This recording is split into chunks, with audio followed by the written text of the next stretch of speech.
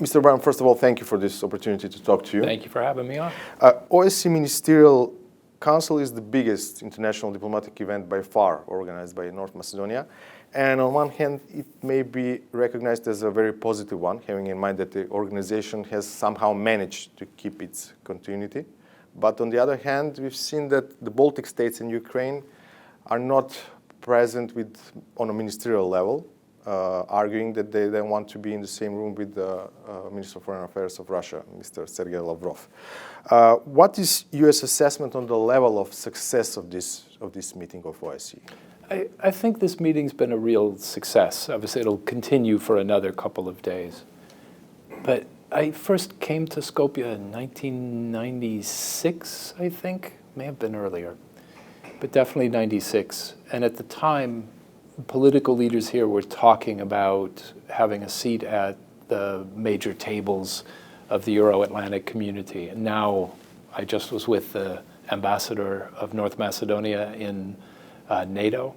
And to see the foreign minister of North Macedonia chair the meeting of the OSCE here in Skopje, it's really a nice feeling to see that kind of transition.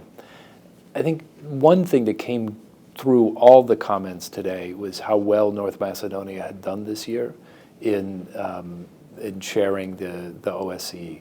Minister Osmani had been to Ukraine 3 times. He had visited the other conflict spots. So the OSCE has a unique mission. It's really about human rights inside the societies that belong to it. And that has to be reflected in a right to some peace. So Russia's invasion of Ukraine is a grotesque violation. The continued occupation of Georgia and Moldova is a violation of these basic rights.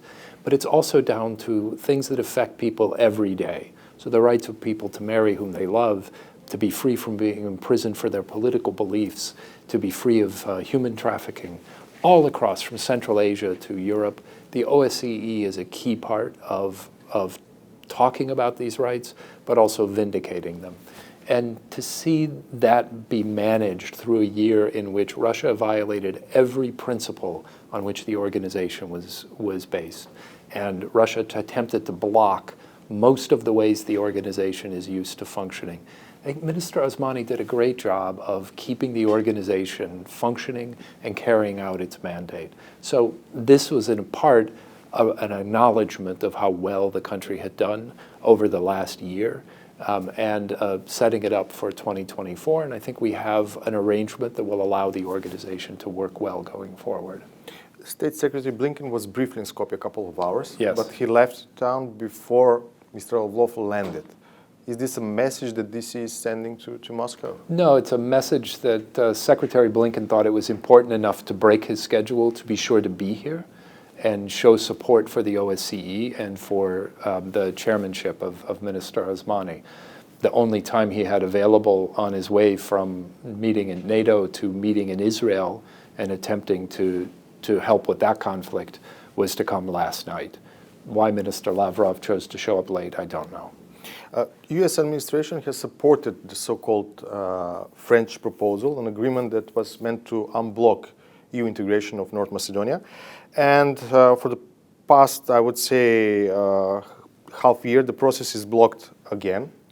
On several levels of U.S. administration, there were statements that adoption of the constitutional changes would be beneficial for the country. But it seems like that these messages are not heard by all of the politicians in North Macedonia. So my question is, where do you see the possible way out? Because as I understand, one of also regional strategic goals of U.S. is for North Macedonia to start negotiations with the EU and becoming EU member. Yeah. So we strongly support the EU aspirations of North Macedonia. That's been a clear majority aspiration. You're right, some political factions feel otherwise. Some might be receiving money from other places. Some are legitimate aspirations of a minority viewpoint. But the majority, I think, wants to be a part of Europe. And we support that. Now, this particular compromise, we think, is just a piece of how a state becomes fully European. The US is not a member of the EU, as they remind us regularly. But the EU is built on compromises. every state and every sub-regional groupings comes from a place where over centuries they've had conflicts of one kind or another, sometimes wars, sometimes just tensions. And they've put those aside in order to be together in this great nation-building enterprise of the European Union. And that's the process that this country is going through now. What we say to both representatives here and in neighboring countries is that it's in everyone's interest, not simply that each country be in, but that its neighbors be in the EU as well.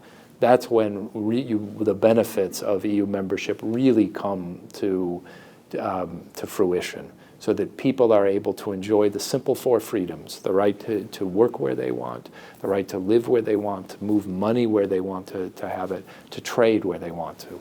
These four freedoms are the basis of the European Union. Now, this particular compromise is a way of trying to reach the, to get to the goal of entering the EU. It's important both that North Macedonia and its neighbors work out ways to move forward. Now, to your point about political actors, I would just say the only way forward is to resolve this issue. There's an offer on the table, you should take it. If you don't take it, you're turning your back on history, frankly. That way may feel satisfying, but it is a way to cost your economy. It will cause more people to want to leave the country, and will generally turn this country backward. And what I've loved about this country since I first came here almost 30 years ago is how everyone is looking forward and anxious to be part of this larger enterprise called the EU. And I just encourage every political leader to take up that opportunity. But it's most likely that this parliament won't pass the constitutional changes. What next? Yeah, well, I mean, you're headed into an election season. We know everything is difficult in an election season, so I won't comment on whether things will get done now or later, but it's clear there's an offer on the table. Now, someone may say they can come up with a better offer, but unless they tell you exactly what it is, and they tell you why other people would accept it, they're just trying to fool you. And I'd hope the voters are smarter than that. Well, you mentioned better offer because this is something that is being repeatedly said by the opposition, main opposition party, ВМРО-ДПМНЕ, that in these kind of circumstances, they won't pass any kind of constitutional changes under Bulgarian dictate, and they won't even accept it in the next period if they come to power. So having in mind that you are the US top diplomat in charge of Europe, what is your understanding? Is there any chance of interventions in the EU framework or changing the global context when you say someone can get you a better offer? I think, no, look, there's an offer on the table. And if you want to know who someone is and how they'll act in power, see how they react to that offer. If they say in very clear terms, here is an alternative, and I believe it's acceptable to others, then you can evaluate whether they're right or wrong. If they say, I have a better offer, but I'm not going to tell you what it is, you wouldn't buy a car from that person. So I don't think you should vote for them either. But that's a choice for the voters here. I'm not voting here. People can choose what they want. Rule of law, influence of the judiciary, and widespread corruption in the society are the key problems.